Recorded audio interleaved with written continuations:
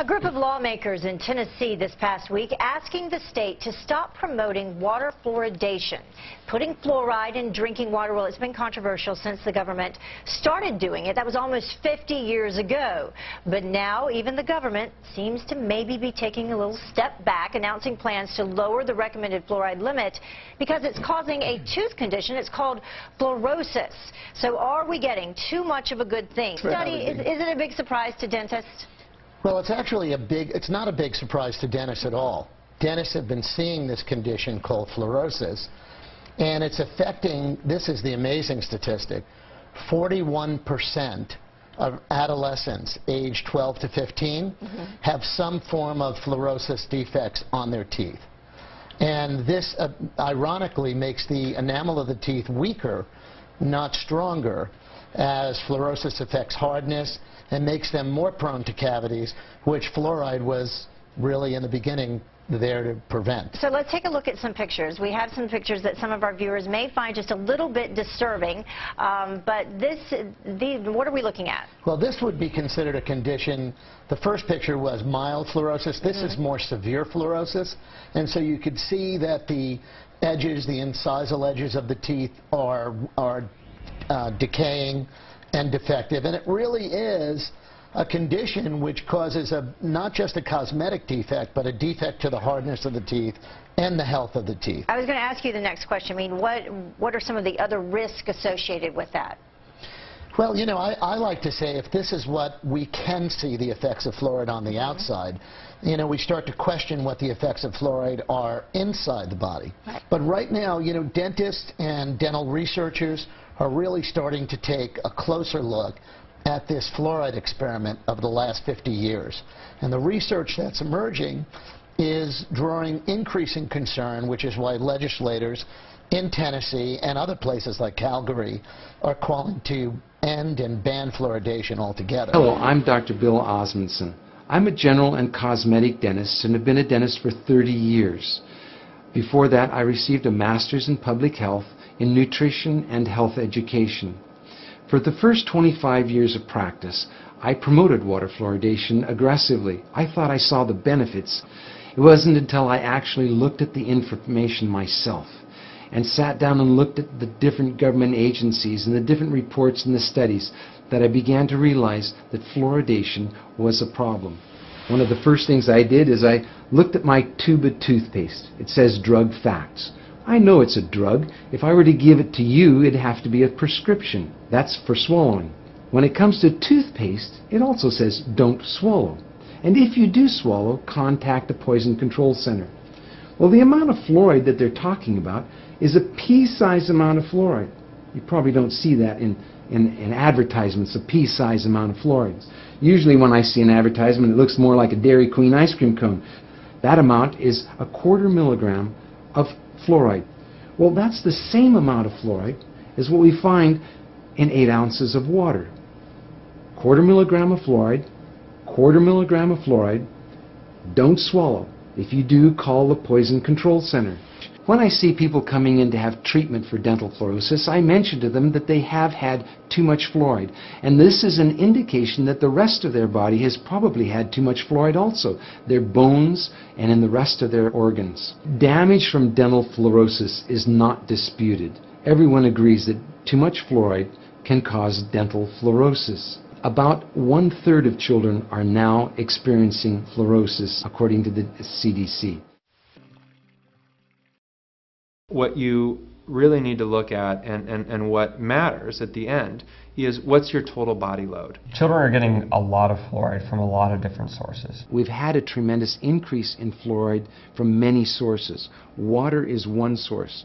When we drink that water, when it's made into soda pop or it's made into beverages and made into soups, made into other products, we get fluoride from that source also. And we also have a lot of pesticides that have come on the market that leave fluoride residues on fruits and vegetables. Fluoride is a very common component in pesticides, and so you know, if you drink a glass of grape juice that's a non-organic grape juice and it's got skins on it, you're going to get a very high level of fluoride just from your grape juice. And they're also getting it from toothpaste.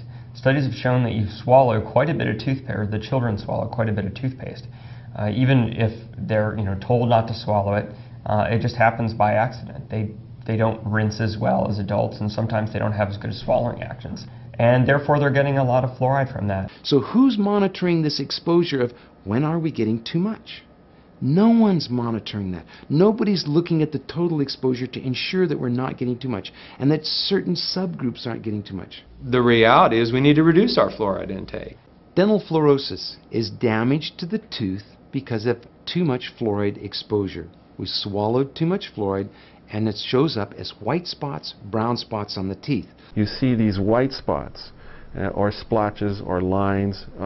In more severe fluorosis, you actually see the surface layer flaking off.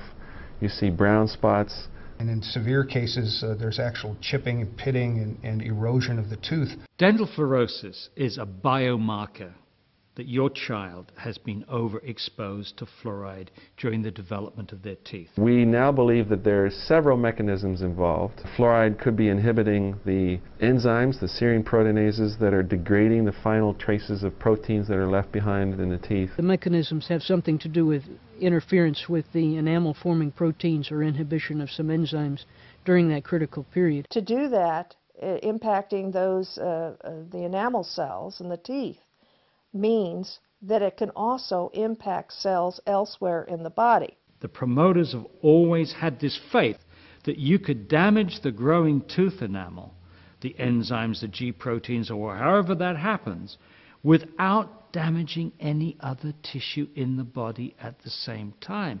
And I think that's very unlikely. Not only is it an effect on teeth, what's happening in the teeth is very likely happening in the bone as well, because we have the similar kind of structure of hydroxyapatite mineral structure in the bone and the tooth.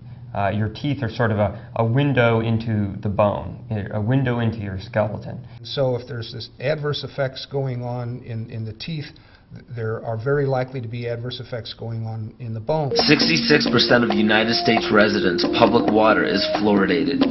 It is known to have tremendous effects on bone cancer, joint problems, bone weakness, lowered estrogen and testosterone levels, and dental fluorosis, which is yellowing of the teeth and pitting in the enamel. Wouldn't it make more sense to enhance public water with vitamins which are meant to be ingested to promote overall health, rather than putting such a toxic chemical in our water with a bogus explanation that it will improve our dental health? We now know that fluoride causes more dental problems than it solves. Something doesn't seem right about this. Do you honestly believe that these companies care deeply enough for the people to spend large amounts of their own money to fluoridate public water when the people already purchase their own toothpaste? But there's a difference between toothpaste and drinking water. We don't ingest toothpaste. If you go to any hardware store and look at any rat poison product, you will only find one ingredient: sodium fluoride. It is the most toxic ionic molecule outside of potassium dichromate.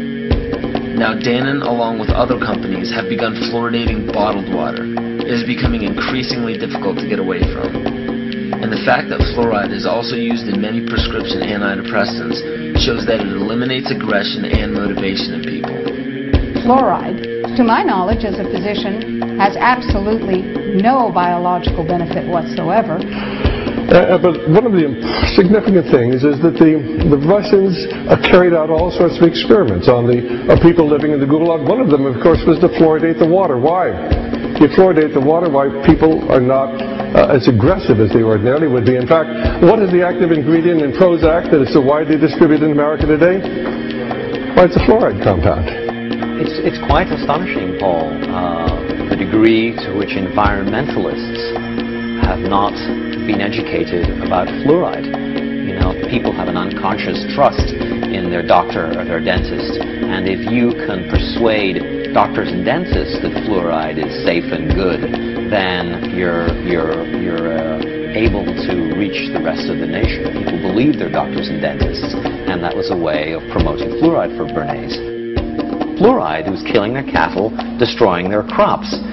Fluoride given to rats had produced bone cancer and liver cancer, and that those results had been doctored to make it look as though fluoride hadn't caused as much cancer.